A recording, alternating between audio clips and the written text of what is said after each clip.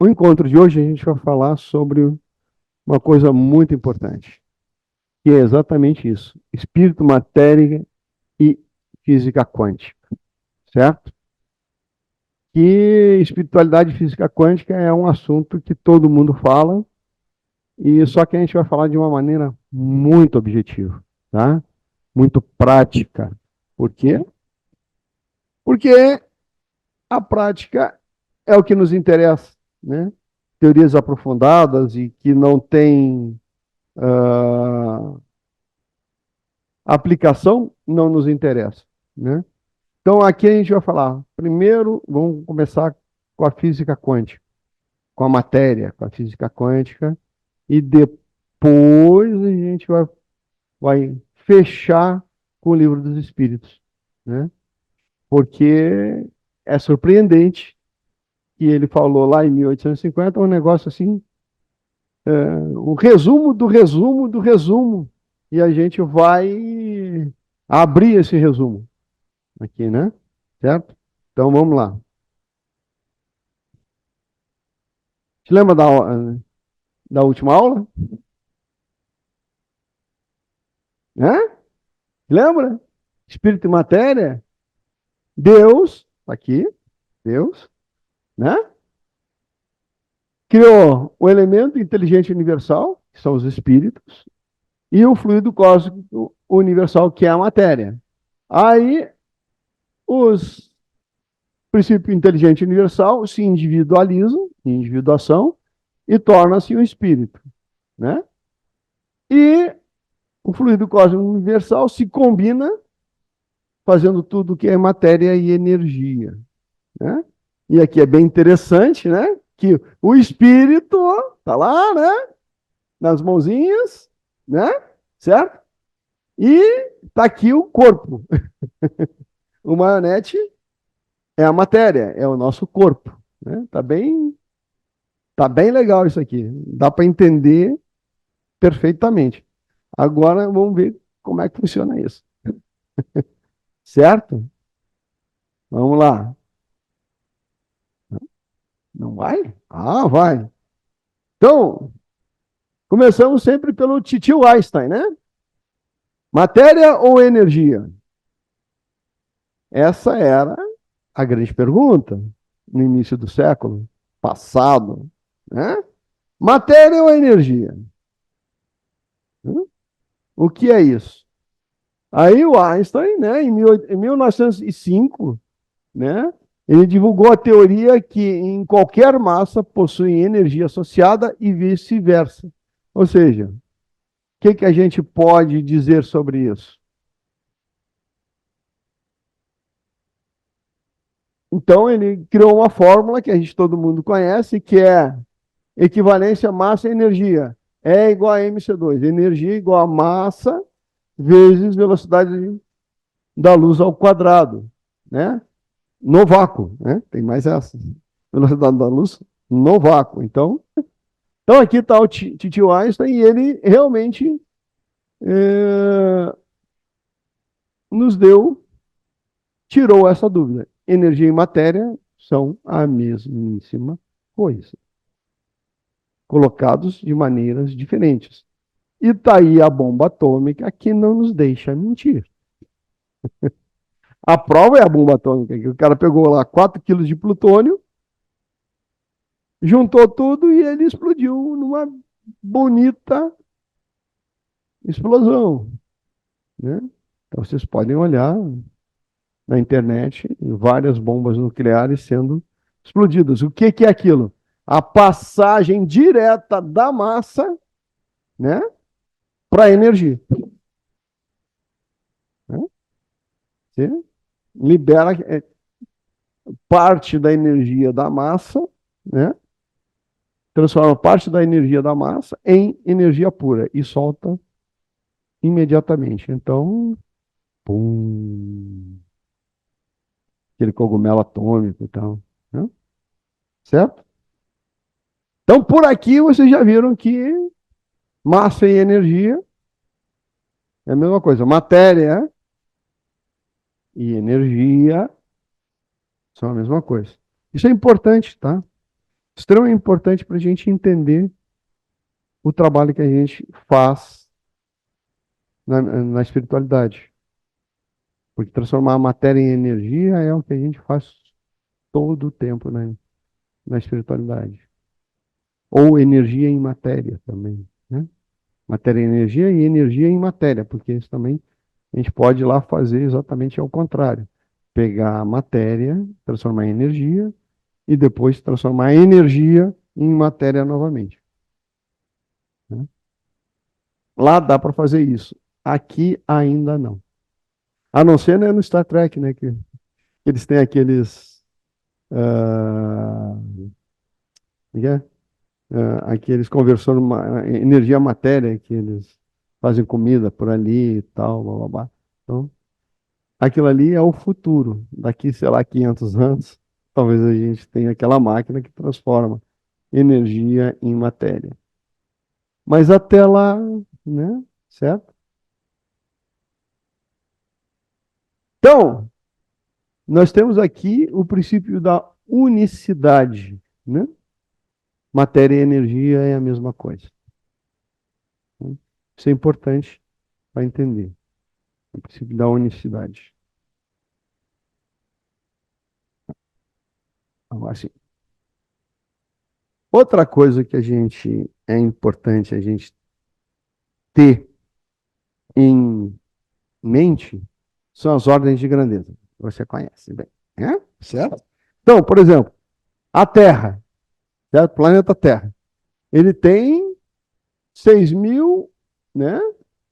6.380 metros, né? Está em metros.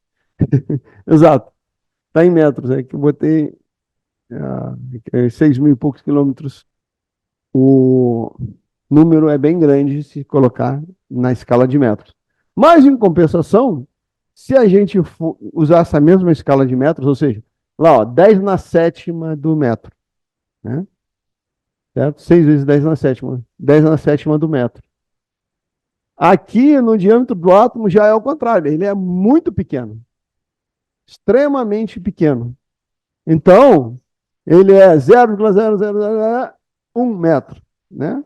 Ou seja, 10 na menos 10 do metro, o tamanho, né? A gente vê o tamanho da Terra para o tamanho de um átomo. E só que o átomo não é a menor coisa.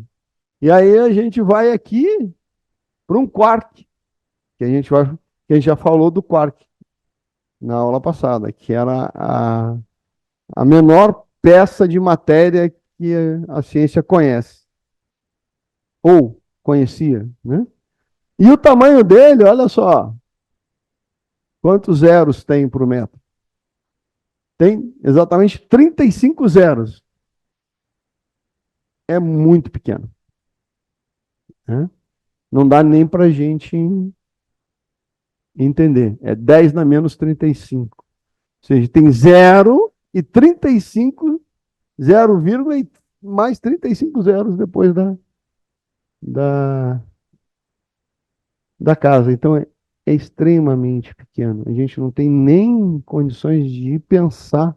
No átomo a gente ainda consegue. Ah, um átomo é bem pequenininho, tudo bem. Mas esse aqui,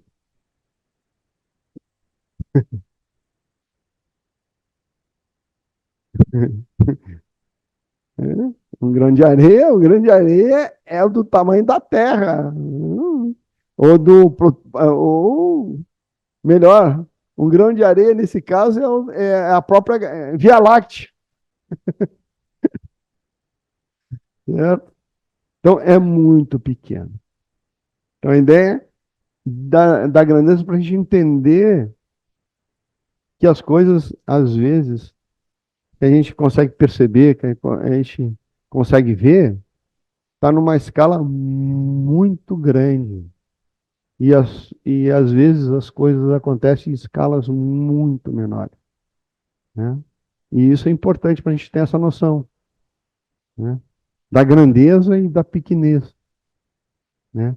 E aqui, as coisas que acontecem nesta dimensão do átomo vão repercutir aqui. A bomba atômica acontece nesta dimensão, né? Um átomo trocando elétron com outro, trocando ah,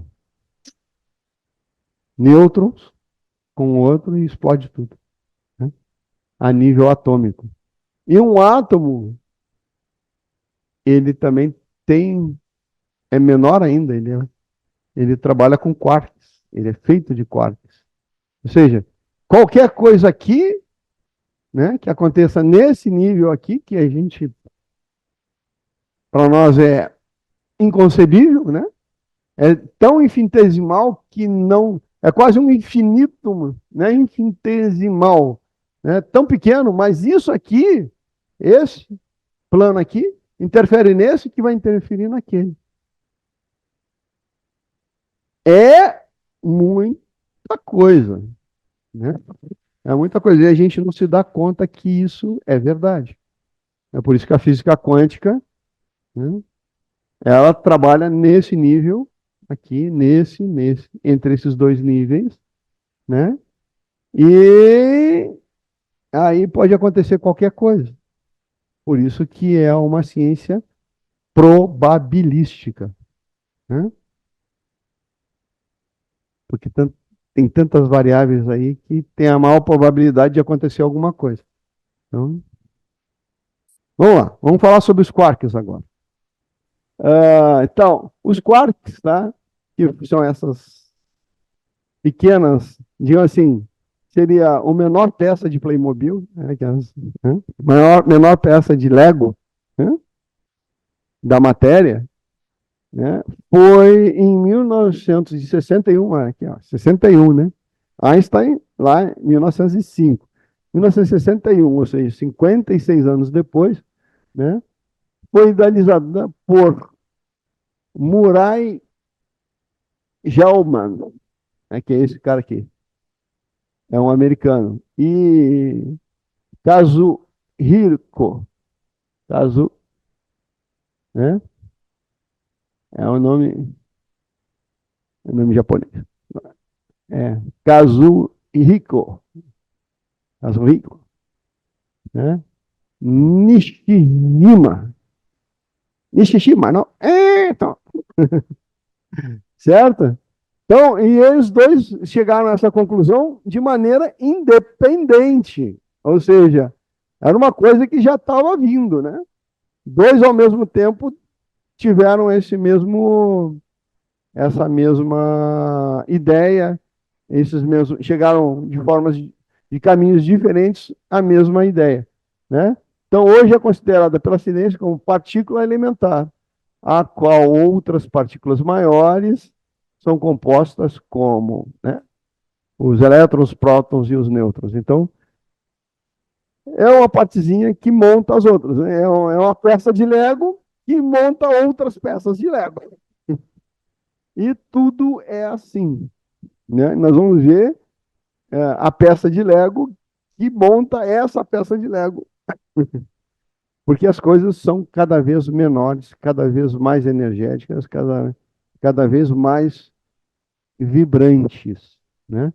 Então, isso é um negócio legal. Por quê? Porque esse quark aqui, tá? Só em 1974, ou seja, 13 anos depois, é que o pessoal, né, conseguiu provar que ele existe, né? Por quê? Porque eles utilizaram esses colisores aqui, né?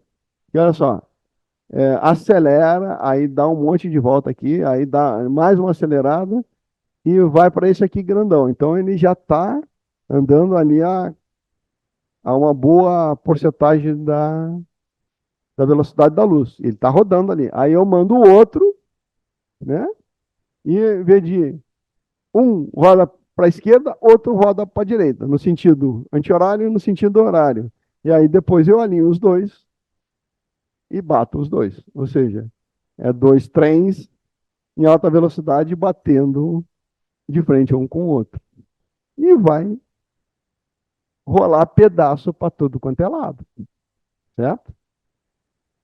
Se vai rolar pedaço para tudo quanto é lado, tem equipamento para medir esses pedaços, o tamanho dos pedaços e a trajetória desses pedaços que vão sair, certo? Isso se chama um acelerador de partícula. Então, o que, que eles descobriram? Que, tá vendo essa coisinha aqui, ó, parece um rabinho de porco aqui, né? Aqui é montado e aqui veio da radiografia que do sistema lá, né? Que já é outra coisa.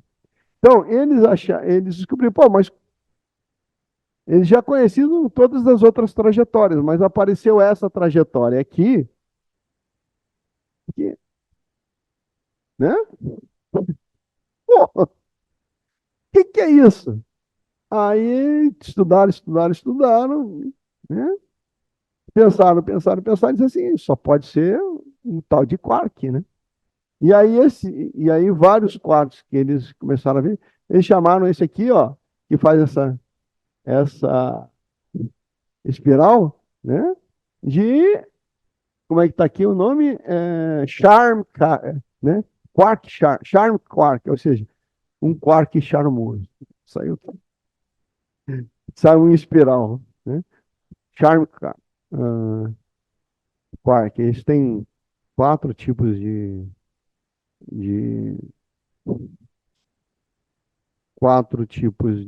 de quark. Um que é o down, que vai para baixo, o up, que vai para cima, uh, os da lateral e o charm. Então, são quatro tipos de,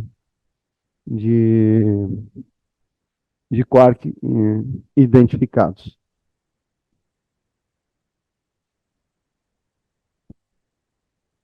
Sim, isso aí é uma explosão. Isso aí, eles batem dois elétrons ou dois prótons, eles batem numa velocidade de 0,4% da velocidade da luz, né? É muita velocidade, é muita energia. Batem e se é, a bobina é uma bobina ou uma bateria, pá, né? Então, isso é muito mais. Na verdade, eu falei, dois, dois trem batendo de frente na máxima velocidade, dois trem bala, né? Pum! Não sobra nada, destrói tudo. E esses aí é que é as coisas importantes. Aí, outro tipo de choque natural que acontece é a criação do fóton, né? O fóton é que a gente já falou, a gente só consegue ver a luz, eu só consigo ver vocês porque tem a luz, e a luz é feita de fótons, né? Energia, né? O fóton, a gente já estudou antes, que o fóton é o quê? É, pode ser considerado matéria ou energia. Ele está ali na fronteira entre matéria e energia, né? Já falamos isso na semana passada, quando eu falei em matéria, estados, né, físicos da matéria.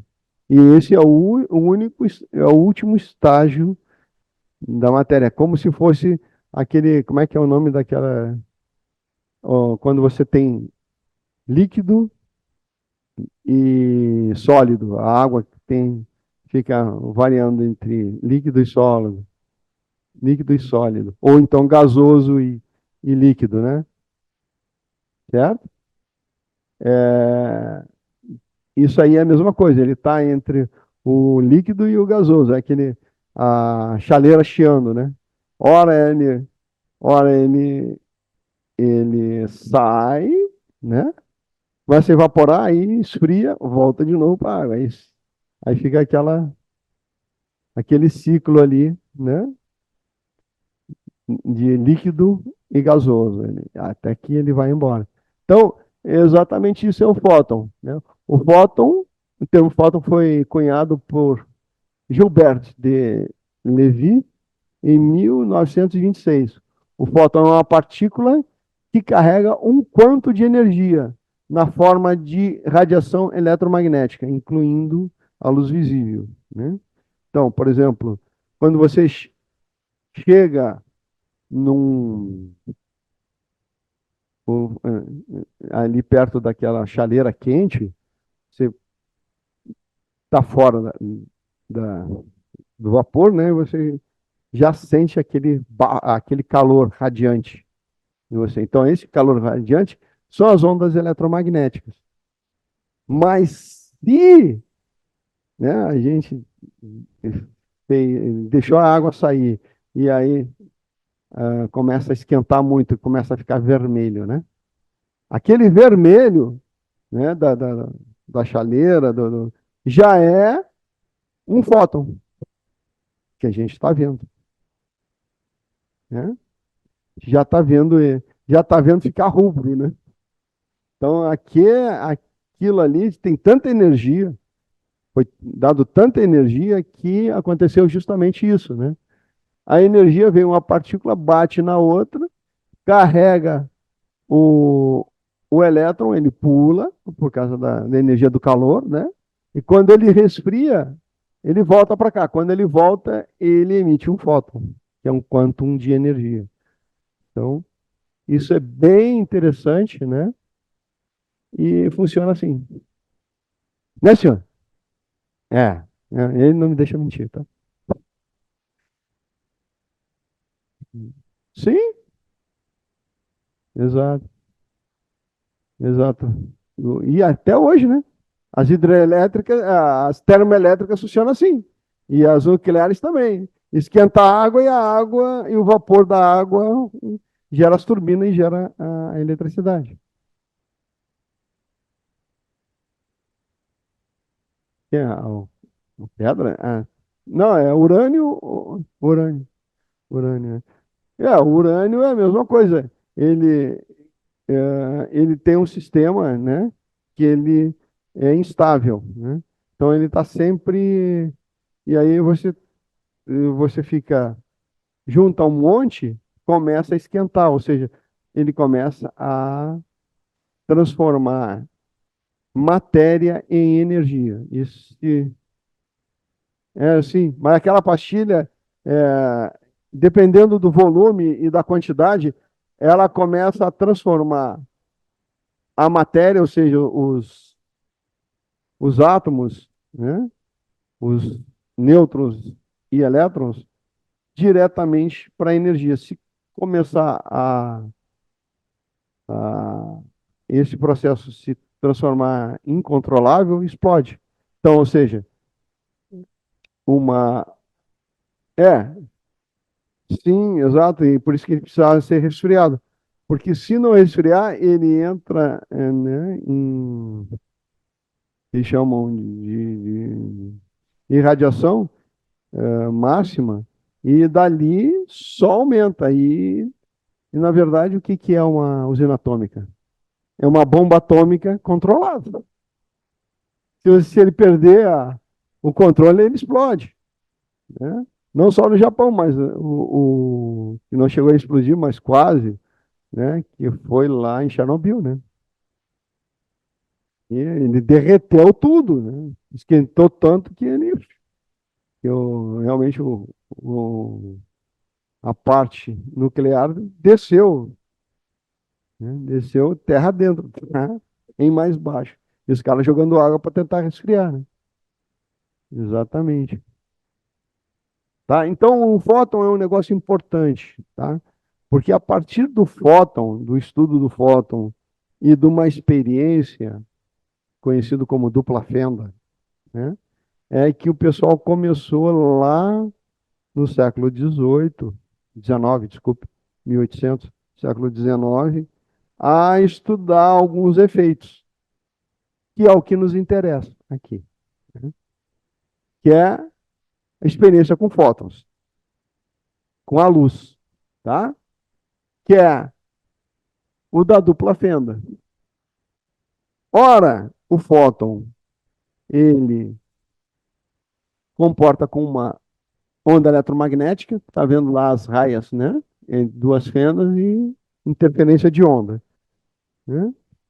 E aqui, fóton partícula. É a mesma fenda, mas não tem mais aquele padrão. E isso acontece. E a gente vai. Não vou tentar explicar, porque afinal não me cabe aqui. Mas eu vou deixar alguma coisa para vocês. Então, o fóton é uma partícula e uma onda ao mesmo tempo. Princípio da incerteza de Heisenberg, segundo a qual o observador, aqui ó, já começa aquilo que a gente está querendo entrar. O observador, quem é o observador? Quem é o observador, pessoal? Ah, meu Deus do céu. Você é um corpo que tem um espírito ou você é um espírito que tem um corpo? Exatamente. O espírito é o observador. Certo?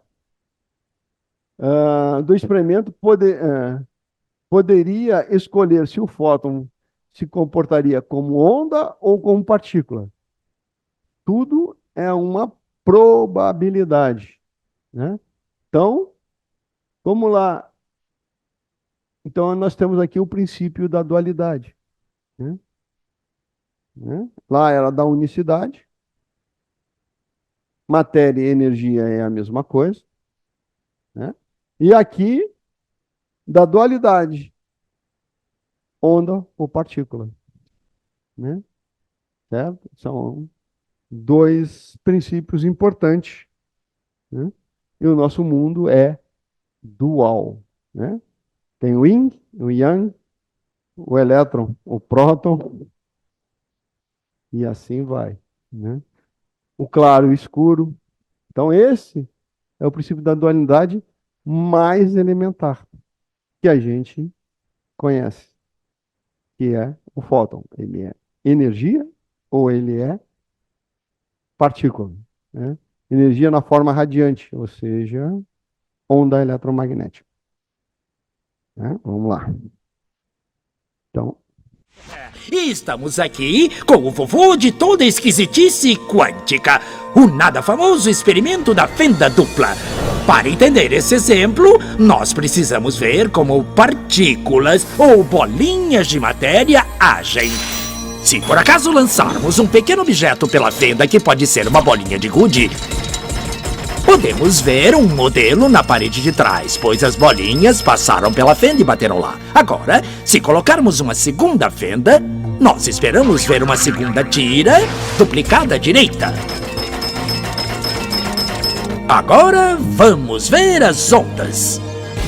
As ondas batiam na fenda e irradiavam, batendo na parede de trás, com maior intensidade diretamente na linha da tira.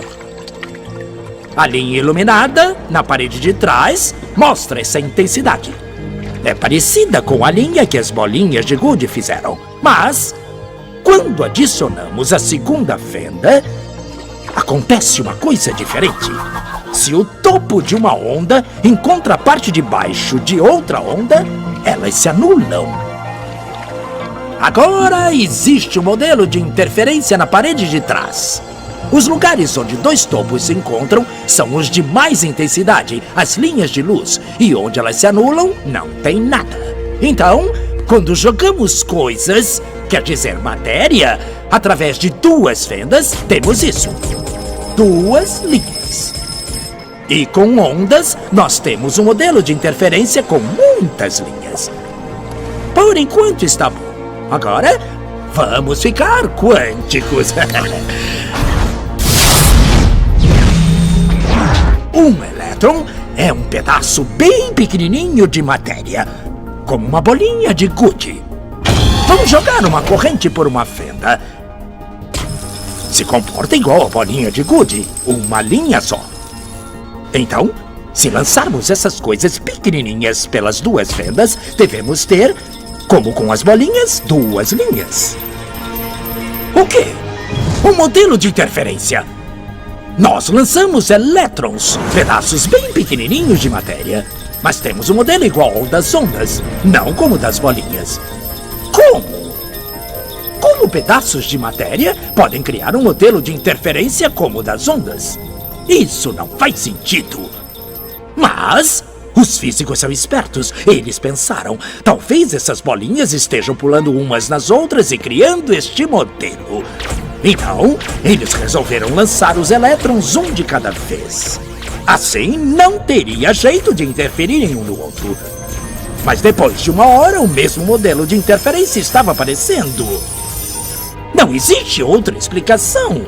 O elétron sozinho sai como uma partícula, se torna uma onda de potenciais, passa pelas duas fendas e interfere consigo mesma para bater na parede como uma partícula.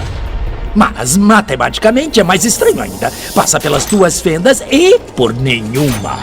E passa por uma só e passa só pela outra.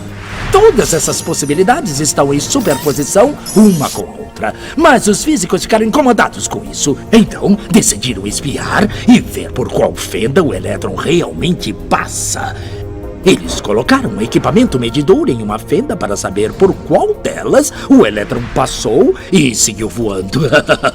Mas o mundo quântico é muito mais misterioso do que eles podiam imaginar. Quando eles observaram, o elétron voltou a se comportar como uma bolinha de gude.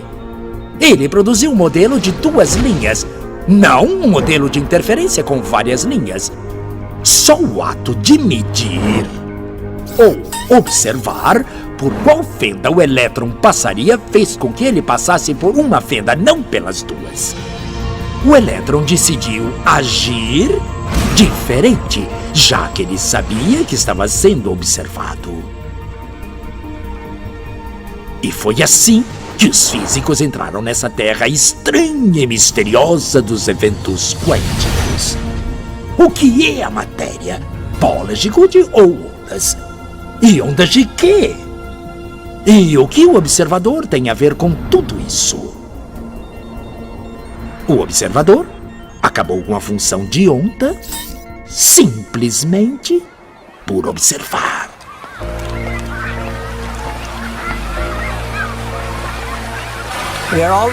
Sempre somos os observadores, mas às vezes nos identificamos tanto com os eventos que até perdemos o aspecto de observador. É por isso que o material fica completamente perdido e podemos fazer as coisas sem o observador.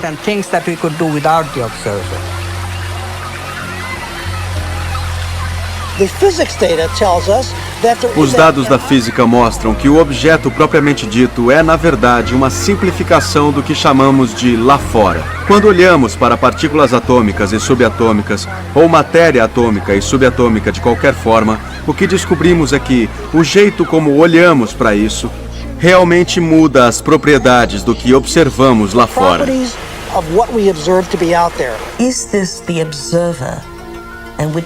Será esse observador o mundo maluco e esquisito das partículas quânticas e como elas reagem? Será então o observador? E mesmo assim, nós não conseguimos ter um campo quântico sem a observação de cientistas que tenham ido lá e descoberto coisas e mais coisas. Todos são observadores.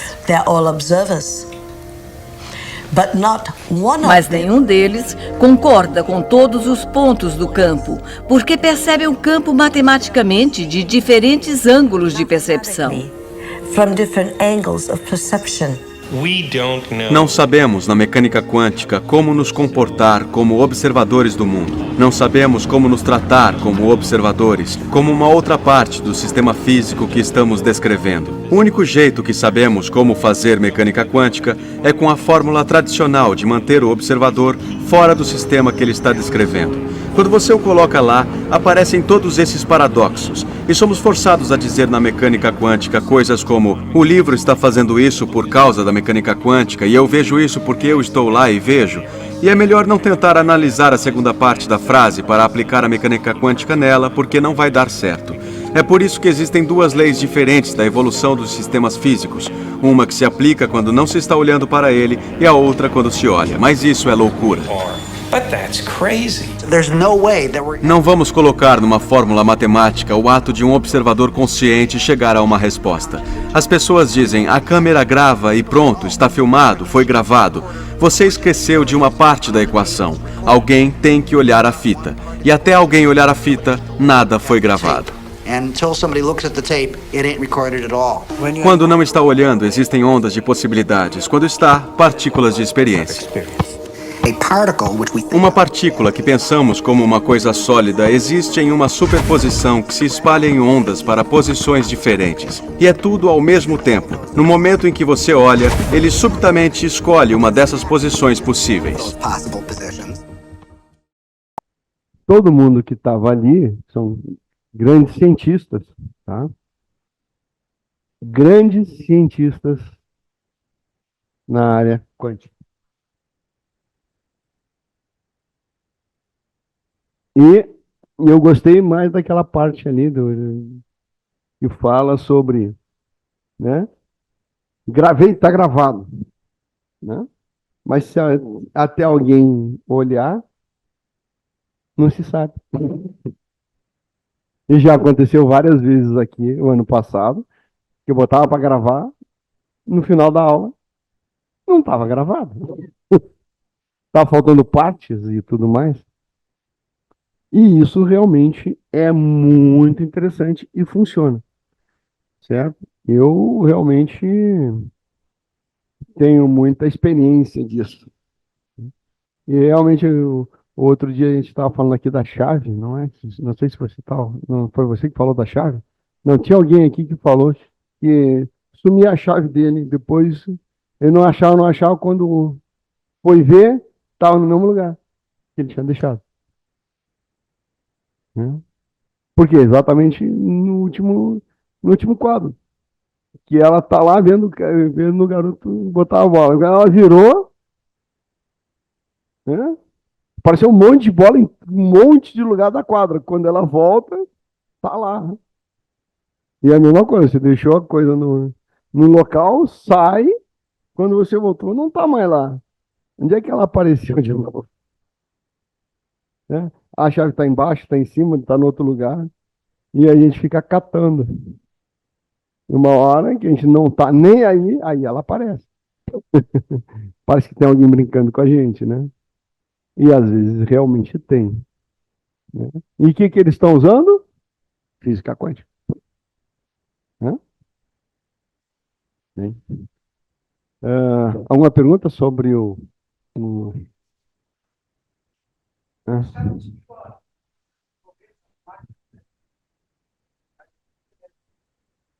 Uhum. Sim. Tem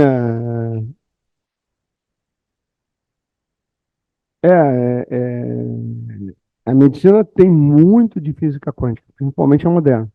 Né? E principalmente os equipamentos, né? Que é aqui, ressonância magnética é física quântica direto. Na quântica, mas é que ele falou lá, é melhor não entrar na segunda parte da equação, que é, eu estive lá, como eu interfiro no que eu estou vendo, né? Então eu consigo fazer a matemática daquilo que eu estou vendo. Mas a minha matemática, a matemática de eu interferindo naquilo que eu estou vendo, esquece. Não vai dar certo. Ou seja, não tem nem como isso acontecer. Né? Certo? Então vamos.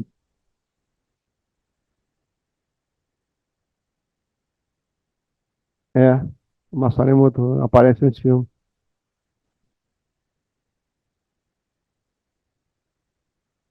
Não, é o seguinte.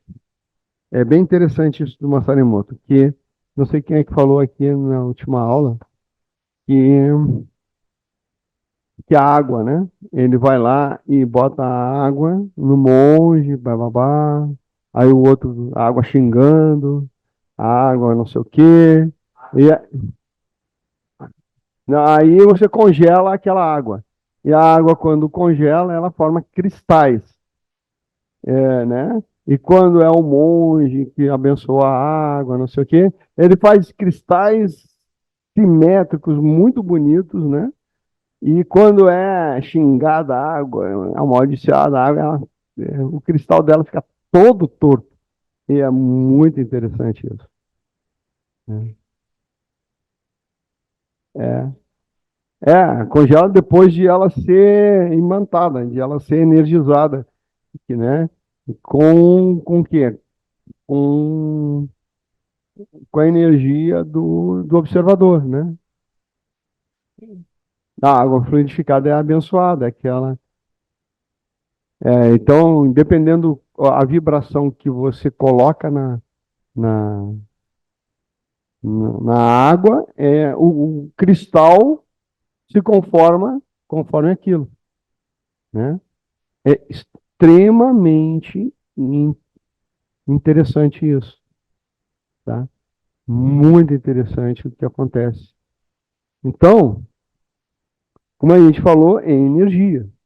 Qual a energia? Qual a vibração? Na verdade, não é nem energia, é vibração.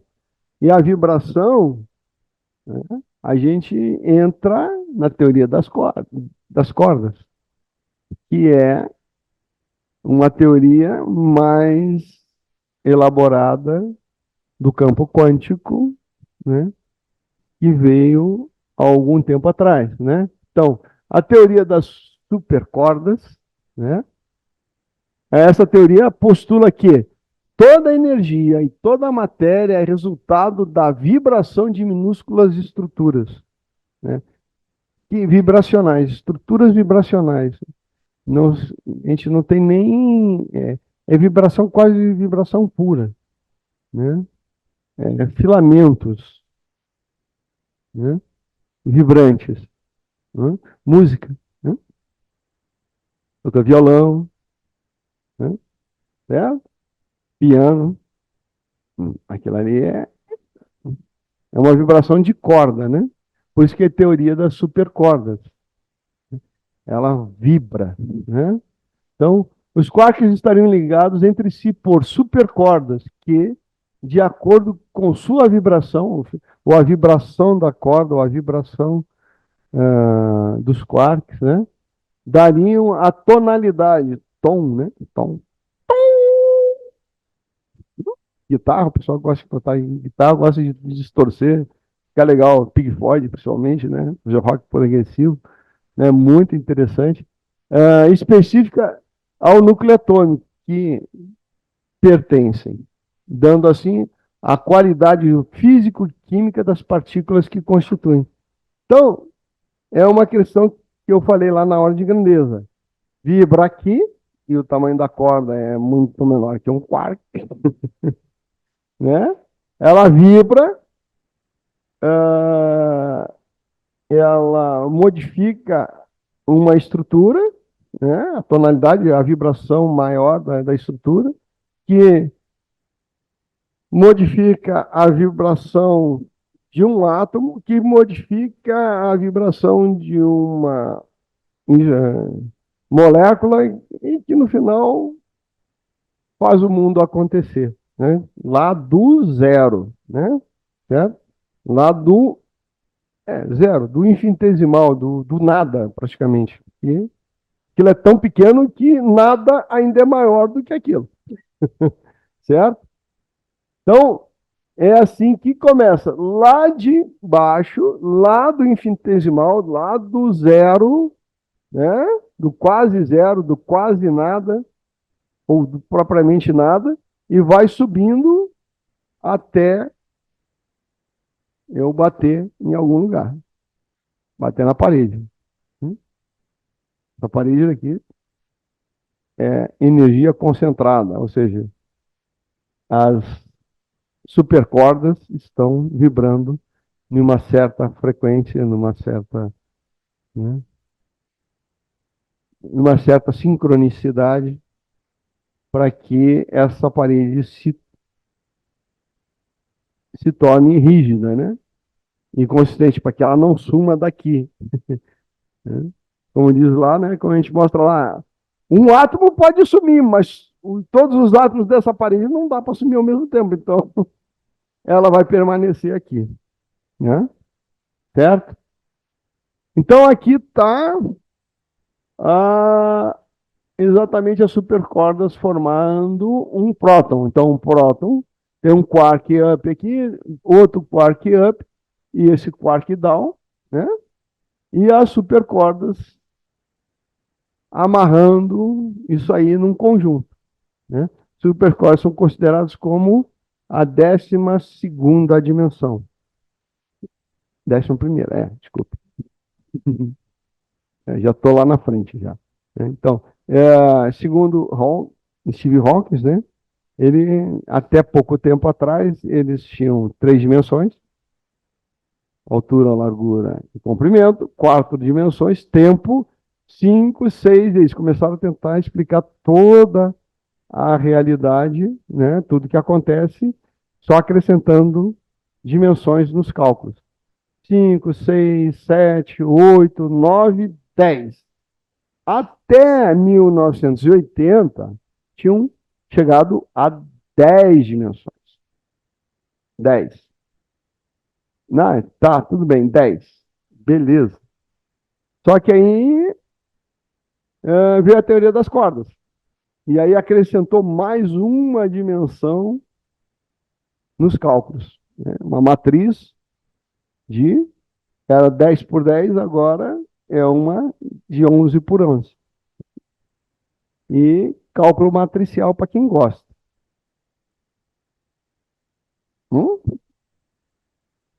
Né? Certo? Então, esse é o princípio da conexão universal. Tudo se conecta. Né? No quântico, você não tem certeza de nada. Você tem a probabilidade de acontecer.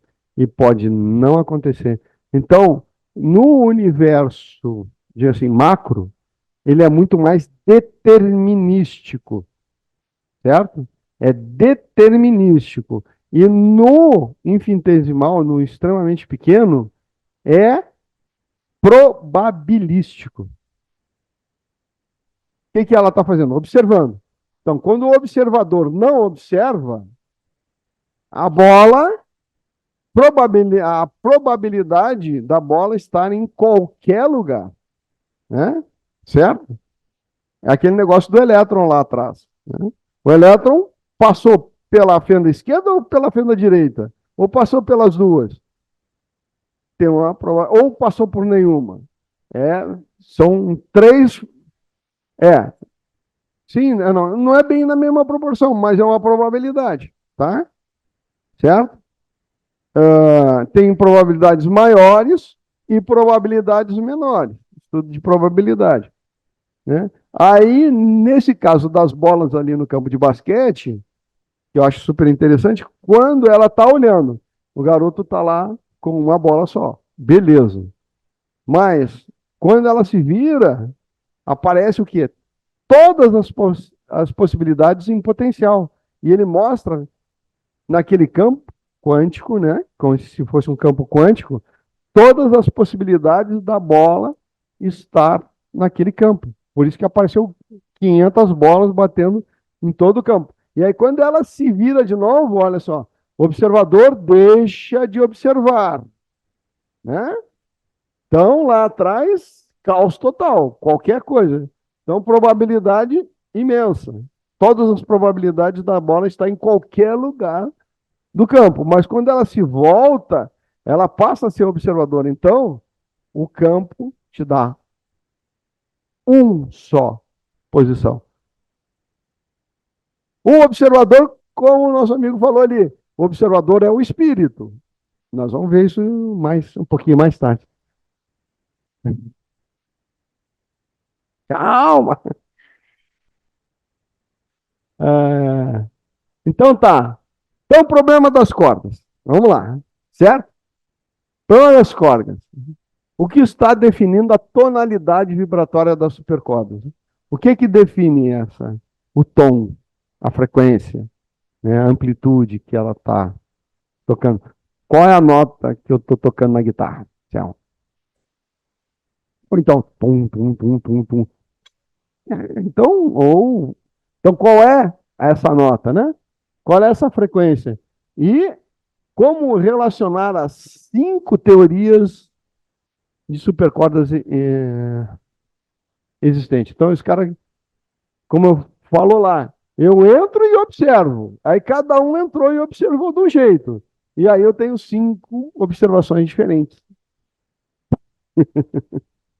5 observações diferentes. Então, qual é o uso aqui, né? E é isso que o pessoal meio que fica chateado com a teoria das supercordas. Ah, isso não é... Pô, inventaram 5 formas de ver. E aí, como é que eu unifico essas coisas, né? Da unicidade, onde é que eu coloco o princípio da unicidade, né? Então, tem um carinha aqui, peraí, tem um carinha aqui, esse cara aqui, ó, né? Que ele criou a teoria das membranas, que agora não é mais uma corda, é uma membrana, né? Agora passamos do violino, do violão, do piano, né? Para quê? O tambor. Né? O tambor é o quê? É uma membrana, né? Você bate, pom, pom, pom, né? Certo? Então aqui agora estamos no tambor, não estamos mais na corda, estamos na membrana. Membrana é mais um instrumento de percussão. Ele vibra também, é um tambor. Tá? Certo? É defendida pelo físico teórico Edward Whiten, né? Professor do Instituto de Advanced Study of Princeton, nos Estados Unidos. Então esse cara aí é um gênio, dos gênios da matemática aí. Essa teoria procura unificar as várias teorias de supercordas existentes, pois postula que as cordas são casos particulares de membranas vibratórias ainda na 11ª dimensão, né? Certo? Exatamente. Então, ele criou, né, uma unificação das cordas. Como é que ele criou isso? Ele simplesmente colocou índices, constantes. Variando as constantes, você varia ela de... Você varia aquela equação de corda linear, corda fechada, tambor, latão. Eu posso ter quantas dimensões, né? Quantas dimensões eu quiser, né? Eu posso fazer um triângulo, né? O triângulo ele é um sólido que vibra. Ó, pode ser, né? 3 dimensões, 2 dimensões, uma dimensão. Então ele criou essas coisinhas assim, né? Então ele conseguiu unificar essas 5 teorias através desse artifício muito inteligente, né? De usar pequenos índices, né? Constantes, que vão dar 1, 2, 3, 4, meio, 3 quartos. Então ele consegue zero, né? Então ele consegue configurar essa equação conforme a necessidade e o que você está observando, né? Mas mesmo assim, pá, tá tudo legal, bacana, a gente tem 11 dimensões, tá tudo bem, tá tudo tranquilo, só tem um problema. A pergunta persiste. O que está definindo a tonalidade vibratória das cordas e das membranas? Quem define isso? Né? Sim, porque, né, um violão não se toca sozinho. Um tambor não toca sozinho. Alguém tem que bater, alguém tem que dar o ritmo, alguém tem que afinar ele para ele vibrar. Concorda ou não? Então, algum fenômeno tem que desencadear esse movimento. Exatamente. Algum fenômeno tem que dar. E quem é ele? Pela física quântica? O observador. Exatamente. O observador, ele influi no experimento. Ou seja, ele vai modificar a sua influência, né? Vai modificar essa vibração, né? É igual o cara que toca tambor, né? Ele pode estar tocando Olodum ou pode estar tocando outra música, né? Uma música marcial, música clássica, todos Usam tambor, né? Certo? Então, o observador é que vai influir nesse trabalho. E quem é o observador? O espírito. Exatamente. E o tambor é a matéria. Mas isso nos leva a pensar que a matéria e a partícula, ou onda, seja como ela tiver, ela tem todas as possibilidades. Isso joga a responsabilidade no observador. Sou eu que determino como aquilo ali vai. Mais ou menos. A tua responsabilidade é por aí, mas não é assim tanta. Vamos ver alguma outra coisa, tá? Porque, por exemplo, tu deixou a chave aqui, certo? Saiu. Voltou, a chave tem que estar aqui, né? Porque senão isso aqui viraria uma bagunça. Concorda comigo? Então tá. Então vamos lá. Resposta da ciência espírita. Né? Agora a gente vai chegar na. Já vimos a ciência da matéria. Os cientistas e tal falando sobre isso.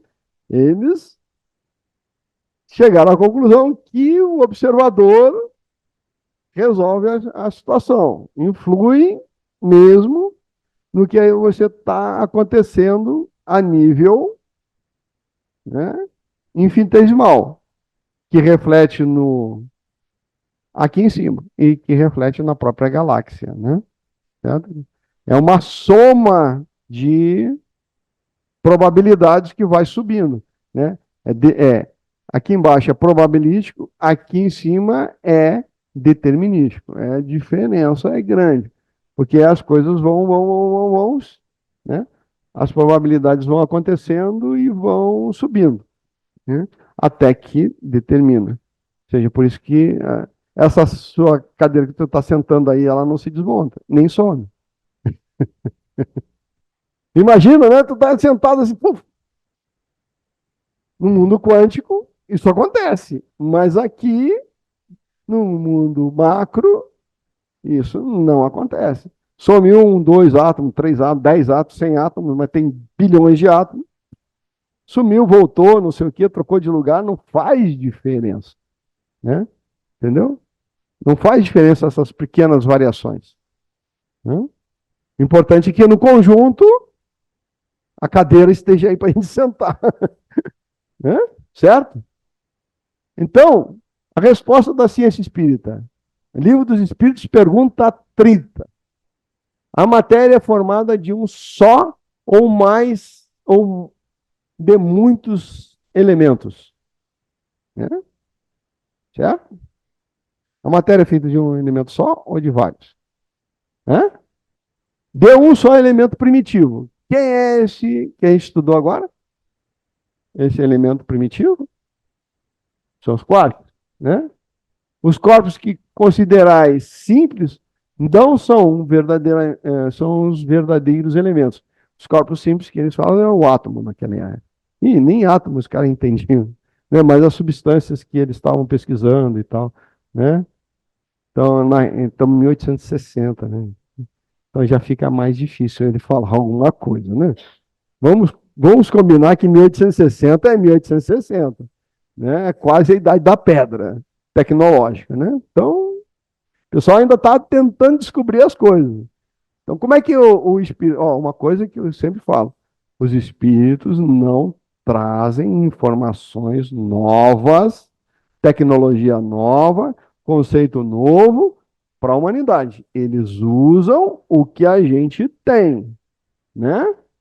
Porque é a mesma coisa a gente falar para um cara lá das caravelas, falar de nave espacial. Ele não vai entender.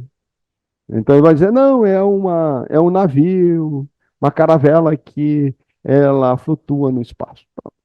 Voa. Tá bom. Já deu para explicar, né? Que é uma caravela que voa. Tá legal. Até aí eles entendem, mas como é que funciona, como é que é esse processo e tal. Aí o motor, o cara usa vela. Não, o motor, pô, o que é motor, né? Então, o pessoal é remo, né? Remo e oi lá. Né? O melhor motor é o remo da caravela. Não, os caras, entendeu? Não dá para explicar direito. Tem que dar uma ideia. Então é isso aqui que ele está fazendo, está falando, né? São transformações da matéria primitiva, os quarks, né? Então a matéria primitiva é os quarks. E os quarks montam tudo. É a famosa pecinha do Lego, né? O FU, né? Fluido cósmico universal. Mesma coisa, certo? A ideia é igual, só que aqui a gente já viu ela, já tocou ela, já observou ela, já mediu, já tudo. 1860 é o melhor que ele podia fazer, pelo amor de Deus, né? A gente não pode ficar lá em 1860, de jeito nenhum, né? Certo? Senão, a gente vai ter que jogar os celulares fora e botar os telégrafos em casa, né? Esqueceu? É? Os caras lá se comunicavam, a melhor comunicação deles era telégrafo. Então, do telégrafo para o celular tem uma distância enorme. Mas o pessoal insiste em dizer que os fenômenos espíritas são telégrafos. Não são, são celulares. Por enquanto. Depois a gente vai ter coisas, né? A gente vai ter coisa mais avançada aí para frente. Então vamos lá. Poder-se achar nos. Tá. Poder-se achar nas propriedades íntimas da matéria a causa primária da formação das coisas? É a pergunta. Poder-se achar nas propriedades íntimas da matéria a causa primária da formação das coisas? Ou seja, lá, né? Lá na propriedade íntima, lá. Quando ele diz íntimo, é íntimo mesmo. É lá no iniciozinho, lá. Né? Certo? Mas então, qual seria a causa das propriedades? É indispensável sempre uma causa primária. Ou seja, quem é que dá o tom da vibração das cordas? Ou das membranas? Quem é? O observador. E quem é o observador? O espírito. Está vendo como ele está dizendo aqui? Né? Certo? Ele está dizendo aqui que é o espírito. Né? Então, mas então, qual seria a causa dessas propriedades? É indispensável sempre uma causa primária. E uma causa primária, né, que só influencia, o próprio sistema não influencia nele mesmo. Tem que ter um estímulo externo. E quem está fora da matéria? Os espíritos de Deus. Deus e espírito não são matéria. Então, só mesmo, é com a gente mesmo. Com a gente mesmo? É, com a gente mesmo. E com Deus, né? Não esqueça dele. Pelo amor de Deus, o cara não vai gostar muito que você se esqueça dele. Entendeu? Tá? Entenderam? Deu para entender? A pergunta aqui do meu amigo aqui, tá? Ele não fez uma pergunta, ele fez uma declaração, tá? Ele falou assim, que para trabalhar como ele trabalha aqui, é nosso médium, né? E trabalha incorporado, e ele disse, pá, se a gente não entender essa parte aqui do espírito na matéria, como o espírito interage com a matéria, fica bem difícil trabalhar com segurança e entender o que está acontecendo, né? Certo? E eu falei para ele, e você ouviu, desculpe, que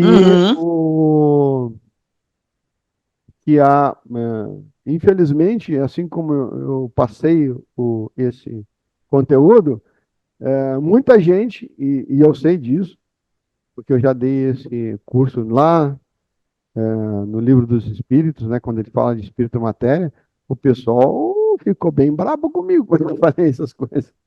O pessoal não chegou lá, né? Não consegue entender ou não conseguiu chegar nessa conclusão aí, né?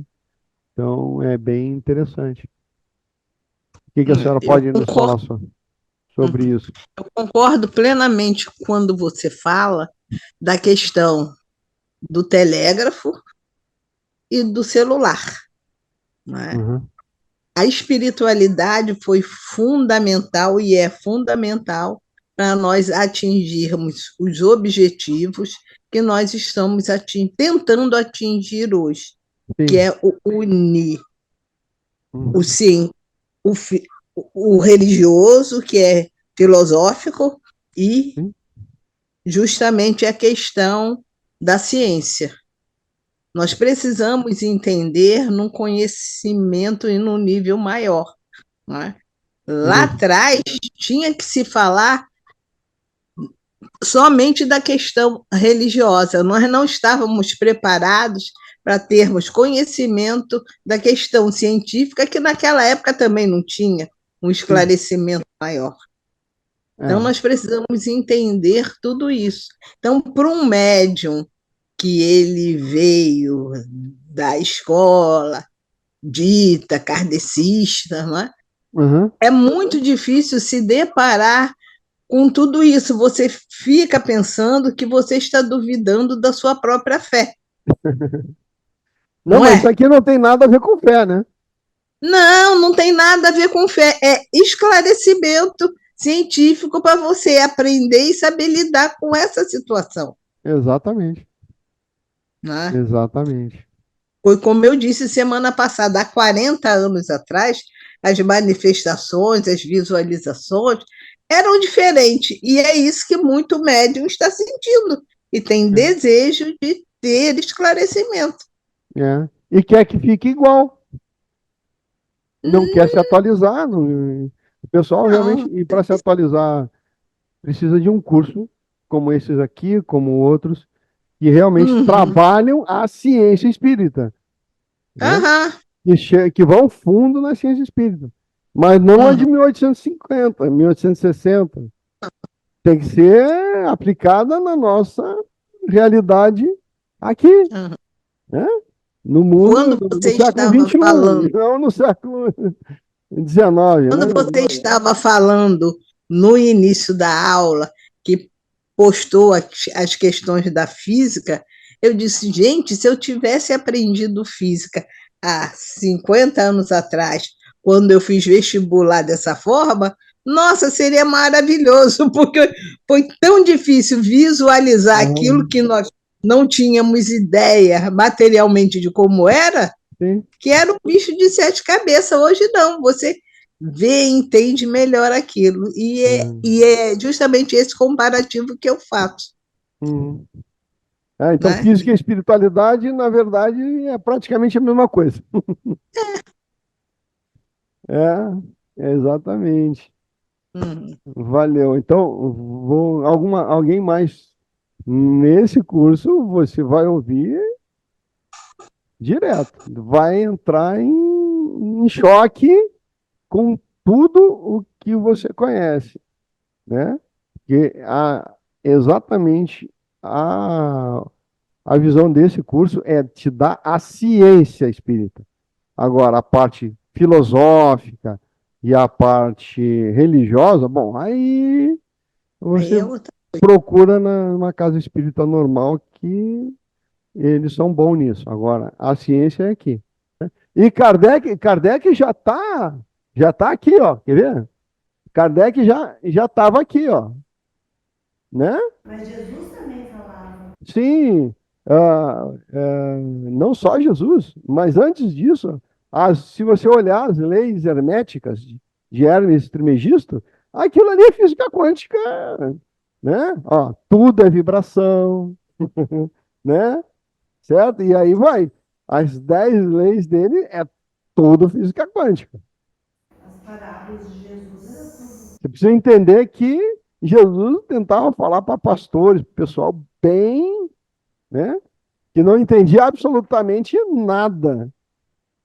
É muita metáfora. E para você entender as parábolas de Jesus, você tem que entender do campo, do pessoal daquela época, de um monte de coisa, ou seja, um negócio bem rasteiro mesmo. E dali expandir para hoje, né? Tá, mas isso aqui, por exemplo, quando ele diz o seguinte, né? Não sei se foi ele que disse, mas tem assim,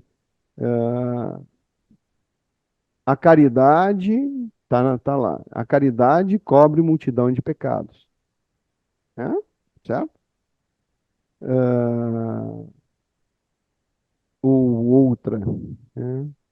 Que você precisa começar a plantar o bem, né? Você tem que deixar o mal e começar a trabalhar no bem. Por quê? Porque é uma coisa muito, como você também é do interior, né? Um pessoal aqui do interior, é muito simples, olha só. Eu estava pensando sobre isso, que tem, agora eu não estou me lembrando das parábolas direitinho e das partes. Às vezes eu me dá uns brancos, tá? Que é o seguinte, quando você está fazendo o mal, ou seja, você está plantando o mal, tá? Certo? E aí você está trabalhando naquela terra do mal e você vai fazer o seguinte, você vai adubar, você vai capinar, você vai molhar, você vai regar, e aí tem uma hora que você vai plantar, vai recolher, né? Quem planta, colhe, né? Certo? Então, você vai colher, e vai colher, né? Como ele diz, 10 por um, 100 por um, 1000 por um. Aquilo vai dar uma beleza. Agora você faz o seguinte, me modifiquei, quero parar.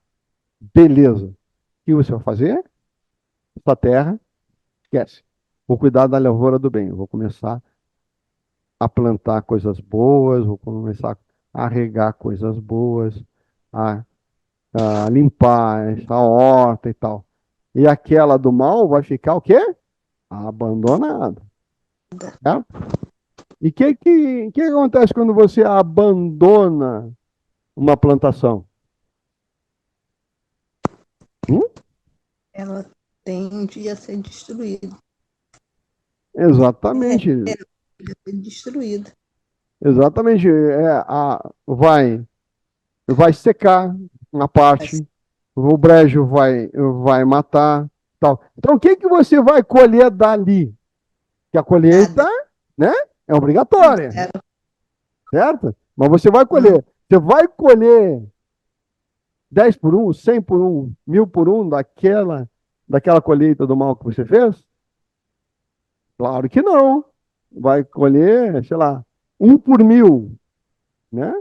Então é exatamente isso. Se você pensar nesta, como os agricultores daquela época, como o pessoal do campo, né? E aí vai começar o quê? Vai ter que começar a te dar frutos do bem que você fez. E esse sim vai dar 10 por um, 100 por um, 1000 por um. E aí você vai colher ele. Vai colher aquele negócio lá atrás? Sim, vai colher, com certeza. Mas vai se colher muito menos e o bem que você fez vai começar a compensar o mal, né? A colheita do mal vai ser compensada pelo começo da colheita do bem. Então, essa colheita do bem vai te sustentar na colheita do mal, né? Então, é muito bonito, é lindo isso, né? Por isso que o bem cobre multidão de pecado, porque você jogou aquilo tudo fora, abandonou e aquilo lá secou, morreu grande parte, e a colheita você vai colher muito pouco, né? E de uma certa forma também, Aldo, quando fala a questão da planta, da plantação, era bem direcionado para o momento igual ao atual. Só que naquela época o alimento era extremamente básico, né? As pessoas tinham muita fome. Então, a Sim. possibilidade de ter o alimento de matar a fome de ser feliz foi, né, a metástase certa. Exato. E também porque eles estavam acostumados, que eram sociedades muito agrárias, né? Muito com Uhum, contato com o campo, com a plantação, com isso aqui. Então era o dia a dia deles, né? Então uhum. ficava muito fácil de eles entenderem a metáfora. Para nós que vivemos em cidade, tudo já fica bem mais distante, né? Certo? Usei a palavra errada, desculpa. Quê? Eu falei metástase em vez de metáfora. Ah, mas eu entendi, a gente entendeu, né? Ah, afinal, né? Desvio profissional seu, né? Ah, aí junta tudo, AVC com dislexia, faz uma vitamina boa que só. Sopa de letrinhas, vamos lá. Então, voltando aqui para a gente ir mais para a coisa, tá? A conversa tá boa aqui. Vamos lá. Aqui, a resposta da ciência espírita, né? Resposta da ciência espírita, viu? Uhum, Certo? Ali, Livro dos Espíritos, que é a parte científica do Espiritismo, né? Certo? uhum, E que definição se pode dar da matéria? Né? A uhum, matéria é o laço que prende o espírito e é instrumento que esse se serve para o qual, ao mesmo tempo, exercer sua ação na matéria, é claro, né? Então, ele vai agir na matéria ligado à matéria, né? Ou seja, o espírito é a 12ª dimensão, né? Certo? Que é o nosso observador. E uhum. aqui ele fala, né? É o laço que prende o espírito, né? Existe um laço que prende o espírito à matéria, né? Ó, laço se faz com quê? Com corda, né? Certo? Olha lá a corda aqui, ó. O laço, corda. Tem uma corda que liga o espírito à matéria. E através dessa corda, ou desse laço, o espírito atua na matéria. Não é a mesma coisa que na ciência, né? É a mesma coisa. Está falando a mesma coisa. Só que lá é muito mais rebuscado e aqui é muito mais simples, né? Uhum. Lógico, eu estou em 1860, pessoal. Os caras não sabiam nem que era átomo naquela época, entendeu? Eles estavam descobrindo as coisas, né? Certo? E agora, que definição se pode dar dos espíritos? Né? Que definição se pode dar dos espíritos? Né? Que a gente vai, como é que a gente vai definir? Né? Olha aqui. Pode dizer Energia. que os espíritos são seres inteligentes da criação, povoam o universo fora do mundo material. Oh, caramba! O que eu falei? Um sistema, ele tem que ser controlado de fora. Matéria é Uhum. matéria. E o espírito não está na matéria. Quem é que também não está na matéria? O observador. Deus, claro. Deus não é matéria. Deus não está na matéria. Né? Nós estamos fora da matéria e dentro da matéria. Né? E às vezes, como disse lá o filmezinho, a gente se confunde com a matéria. Né? Ou seja, o observador se confunde com o observado. Né? E é o que acontece com a gente. Porque a maioria das pessoas aqui, né, no planeta, acham que é um corpo que tem um espírito. Infelizmente. Ou seja, ele se confundiu com a matéria. Mas nós somos um espírito que tem um corpo. Ou seja, estamos fora da matéria. Nossa constituição não é material. Nós somos o quê? Observadores da matéria. E atuamos na matéria. Né? Entenderam até aqui? A matéria seria um instrumento. Isso, a matéria é um instrumento que nós nos utilizamos para nos manifestar nela. Mas o nosso grau de imersão material é quanto, né? Sim, nós estamos. Porque a gente acaba se confundindo porque a gente estou advogando, né? Sim. No sentido de provocar. A gente está muito vinculado. Não, nós estamos completamente identificados com a matéria. Sim, porque a gente perdeu, tá? Apesar que está escrito aqui, está escrito aí, mas ninguém leva a fé. Certo? Nós não somos matéria, nós estamos na matéria. Nós estamos cumprindo uma missão divina, que é exatamente essa: dar, se manifestar na matéria. Está aqui. Né? Sobre a qual, ao mesmo tempo, exercemos nossa ação. Ou seja, nós temos uma ação que Deus nos mandou para conquistar a matéria, para dar inteligência à matéria. Né?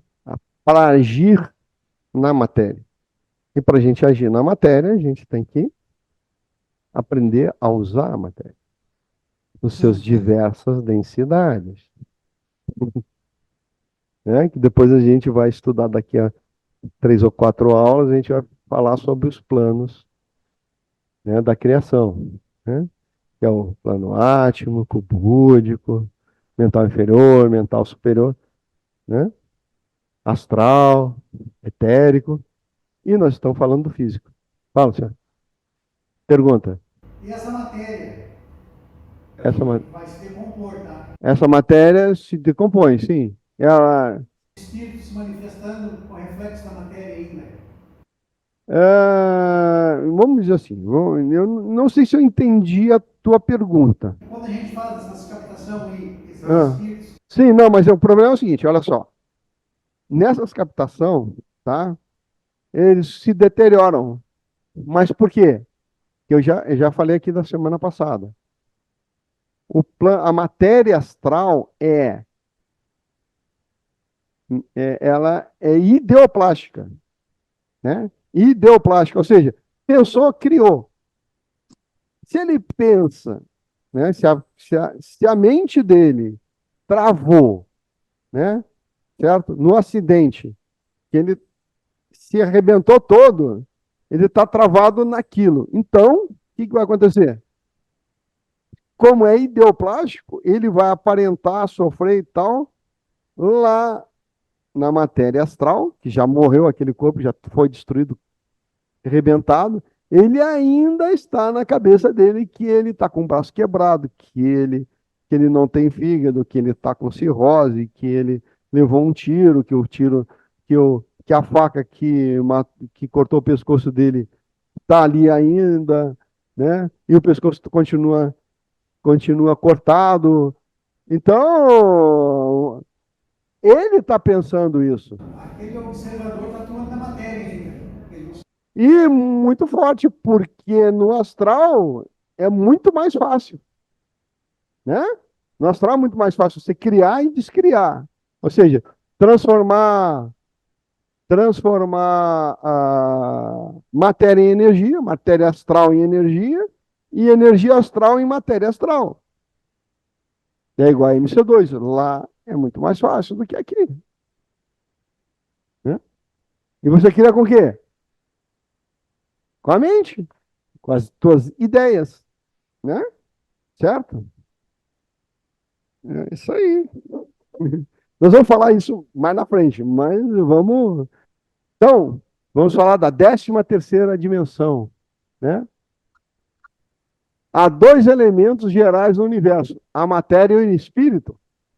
Está lá na pergunta 27 do Livro dos Espíritos. Né? Sim, e acima de tudo, Deus.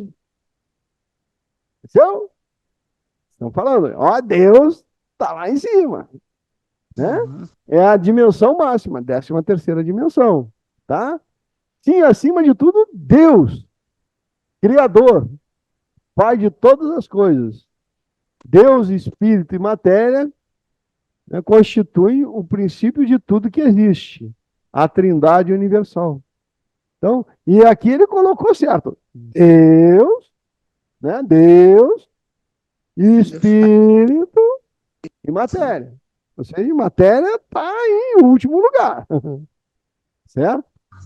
Quer dizer que rege a Trindade, então, Deus, Espírito e matéria. Quem rege a Trindade é Deus. Né? Sempre. Quem rege tudo é Deus. Certo? Tá legal? Viu como bate direitinho? Não tem como questionar. Não tem. Tá? Então, as dimensões, tá? Vamos lá. As dimensões. A primeira, 13ª, né? É Deus. A próxima é o Espírito. Mais conhecido como observador. Espírito, observador. Está abaixo de Deus. Exatamente como estava lá no Livro dos Espíritos. É? Certo? Agora, né? Abaixo dele, a matéria. Né? Matéria que é energia, matéria e tempo. Né? E tempo é uma das dimensões da matéria. E como a gente estudou, né? Na aula passada, só existe tempo na matéria, que é justamente aquilo que você falou agora. O tempo é que faz as modificações da matéria. E a gente só conta o tempo porque a matéria se modifica. Ela não é estática, ela se modifica. Ela decai, né? Tem aqui, é mutável, sim, é mutável. O espírito é constante, mas a matéria é mutável, né? Datação por carbono 14, né? Ah, quanto de carbono 14 tem ali? Ele decai. Usa muito essa medição por elementos químicos para saber quanto tempo. E elementos radioativos, né? Meia-vida do elemento, né? Quantas voltas deu o planeta Terra em volta do Sol? Aí eu marco o ano. Quantas vezes ele rodou em si, em volta dele? Marco o dia. Pô, né? Certo? Então, isso é extremamente importante. Matéria é mutável. Então, tempo, quando a gente fala em tempo, é na matéria. Por isso que Deus é imortal. Ele não está fora da matéria. Mortal já é matéria, né? Porque a matéria, esse corpo, ele modifica até a hora que acabou a validade. Pega outro, vamos lá. Matéria é o terceiro. Ou seja, esse corpo, esse planeta, esse não quê, tá tudo aqui, ó. Né? É tudo. O importante é esses dois. O importante é esse, depois esse, e. É isso. Lá embaixo. Tá bom. Vou te dar uma chancezinha. Certo?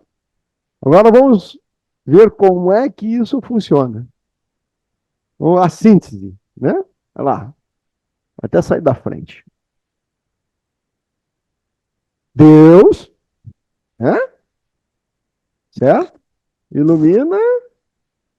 O Espírito está aqui, ó. Né? Certo? E aqui estão a matéria.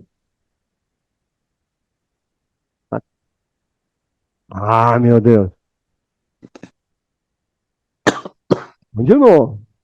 Deus, né? Projeta a matéria. Criou a matéria. Né? desde a 11ª dimensão, que é a supercórtex, até a nossa dimensão física. Que a gente tem, que é altura, largura, comprimento e o tempo, né? Isso aqui a gente consegue ver, né? Isso aqui, as outras dimensões, a gente já está meio esquisito. E essa aqui, estão vendo aqui. E aqui tem as cordas da marionete, né? Então, as cordas aqui, ó, o espírito está aqui mexendo as cordinhas e os coitadinhos dos marionetes, né? Que é esse corpo, que é essa cadeira, que é isso, né? Certo? Então, é assim, é isso. Exatamente assim, né? É isso aqui. Está tudo aqui colocado. Resumo do resumo do resumo. Certo? Gostaram do resumão? Deu para entender bem? Tá na apostila. E no seu caso, colorido. Certo? É isso aí. Então vamos para a rodada de perguntas e respostas.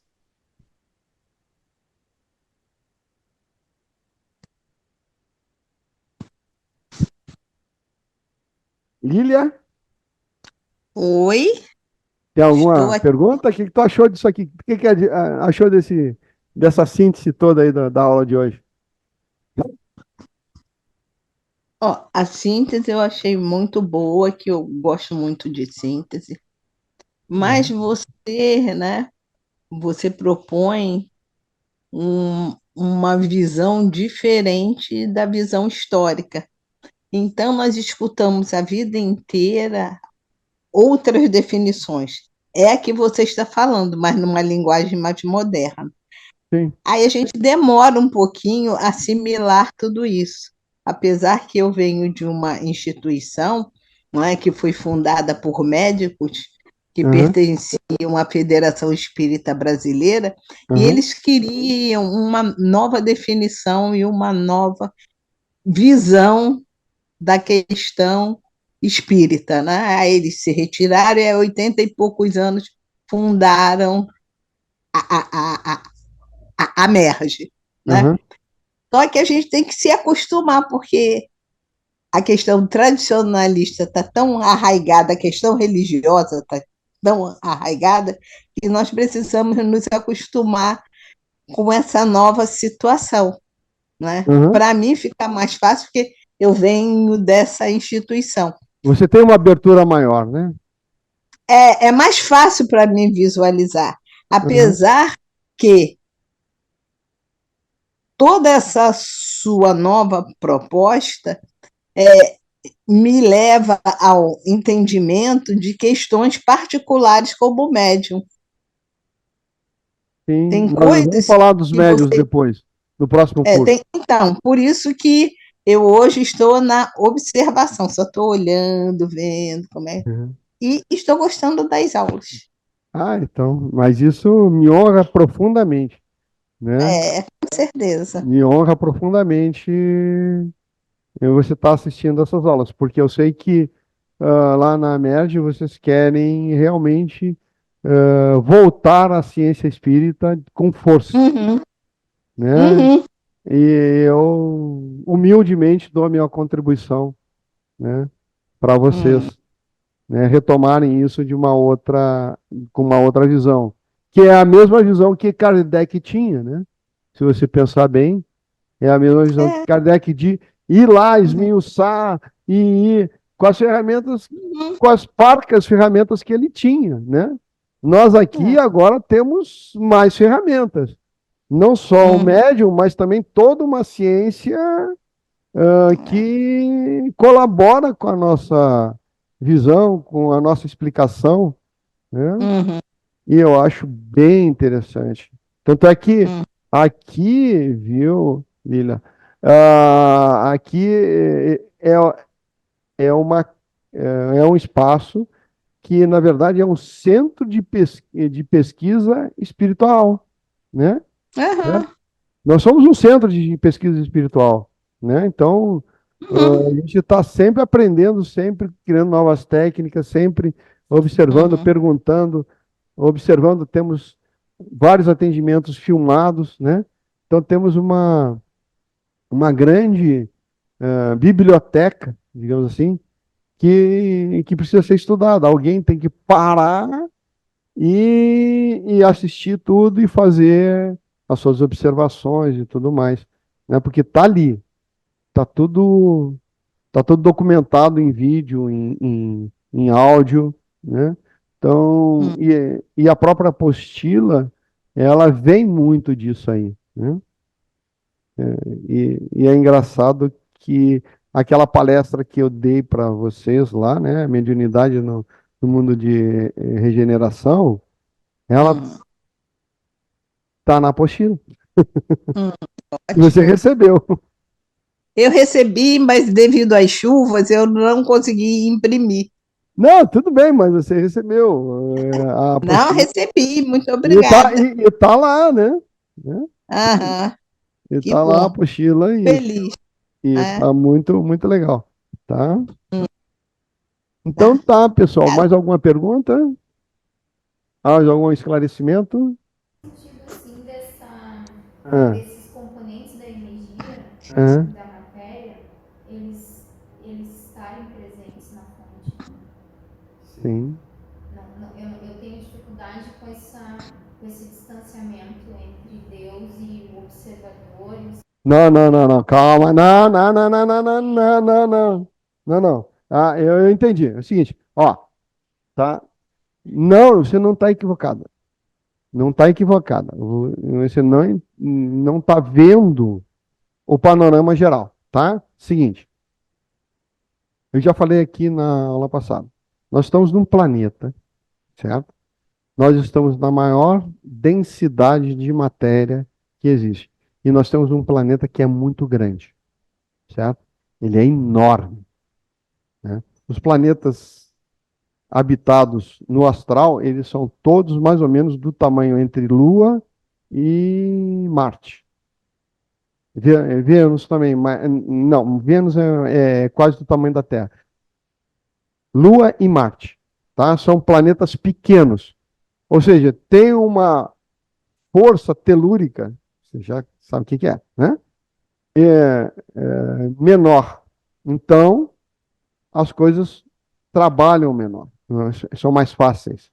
Aqui, as forças telúricas são devastadoras. Então, nós, quando chegamos aqui e estamos trabalhando aqui, a gente perdeu realmente o contato. Você está certo? A gente perdeu o contato com a fonte. A gente está aqui embaixo e perdeu o contato com a fonte. O pessoal do astral também perdeu o contato com a fonte. E o pessoal do mental inferior também, né? Então, agora, com a alta energia, que a gente vai começar a fazer exercícios para alta energia. O pessoal aqui, os três aqui já estão em alta energia, mas vocês quatro, cinco, né? Você está entrando também na alta energia, né, Romeu? Então, vocês vão fazer as meditações para a gente começar a entrar na alta energia. E com a alta energia, você vai conseguir fazer a reconexão, né? Você não vai sair daqui e subir, não. Você vai se reconectar com Deus, e primeiro você vai ter que se reconectar consigo mesmo, com as suas outras partes, e aí, e aí se reconectar com Deus, né? Exatamente igual a palestra que eu dei lá na Amerge, né? Eu posso fazer uma complementação para Claro. o meu amigo que está presencial? Uhum. Essa modificação em cada um de nós vai ser de uma forma tão sutil que só depois de algum tempo é que nós vamos perceber que as nossas vibrações mudaram. Mas existe um acelerador, tá? Certo? Uhum. E eu vou te passar a primeira meditação. E você vai gostar. Certo? Aliás, a primeira meditação, você já viu. Você não estava. Você não estava na palestra. Que foi Eu cheguei quando... atrasado, Pois tive um foi quando engarrafamento homérico no Rio. Porque foi quando eu fiz o alinhamento dos chakras de todo mundo lá. Né? E o pessoal sentiu uma diferença muito grande. E você não foi alinhado. E nós vamos começar a alinhar pela meditação. Vou te mandar a meditação para você começar a alinhar teus chakras, que são os centros de força. Que a partir desse alinhamento, desse centro de forças, desses chakras, começar a gerar energia suficiente para você conseguir fazer a conexão. Senão você vai ficar sem ter energia para se conectar. Né? Certo? Então, eu vou lhe passar essa meditação, vou passar para vocês também, né? E você faz aqui, né? Vocês duas também, eu vou botar no grupo a meditação. Tá ótimo, obrigado. A gente faz, né? A meditação dos 500, a meditação do alinhamento de chakras, a meditação de ativação dos chakras. Então, viu, Ilha? Você vai sentir uma grande diferença com essas meditações, tá? É uma ativação da tua energia interna. Tá bom? Obrigado. Né? Tá bom, vamos lá. Então, vamos terminar então.